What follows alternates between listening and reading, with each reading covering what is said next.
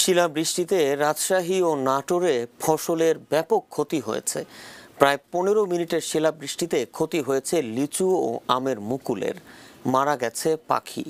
এছাড়া শিলার আঘাতে অনেক বসতবাড়ির টিনের চাল ফুটো হয়ে গেছে। আমাদের প্রতিনিধিদের পাঠানো তথ্য ও ছবিতে একটি ডেস্ক রিপোর্ট।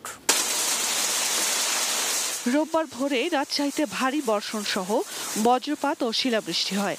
সবচেয়ে বেশি ক্ষতিগ্রস্ত হয়েছে পুঠিয়ার জিউপাড়া ইউনিয়ন। সেখানে বাড়িঘর ও রাস্তাঘাটে শিলার স্তূপ জমে যায়, তুষারপাতের মতো সাদা হয়ে যায় চারপাশ। রাজশাহী কৃষি সম্প্রসারণ অধিদপ্তর জানিয়েছে, রবি ফসলের পাশাপাশি শিলাবৃষ্টিতে 175 হেক্টর জমির আমের মুকুল ও চারঘাটে 3 বিঘা জমির স্ট্রবেরির ক্ষেত নষ্ট হয়েছে।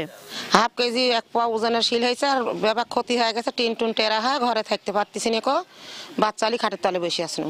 হাজার হাজার পেঁয়াজ রসুন একবার তসরুপা থেকে মাটির সাথে মিশাই গেছে। আমের মুকুলেরও ব্যাপক ক্ষতি হয়েছে।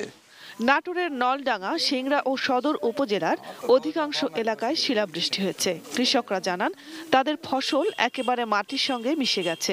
ঋণের টাকা কিভাবে শোধ করবেন তা নিয়ে এখন তারা চিন্তিত। তরমুজ আবাদ করছি, এই গত রাতের শিলাবৃষ্টিতে একদম সব শেষ।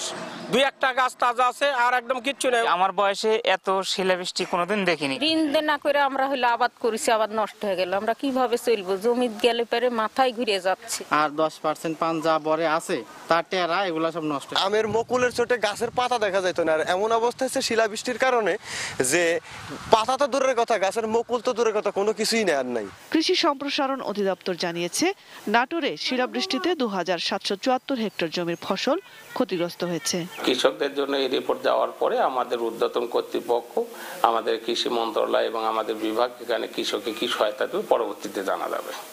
ঝড় বৃষ্টিতে মারা গেছে অসংখ্য পাখি। Roksana Zerin, desk report, ATN news.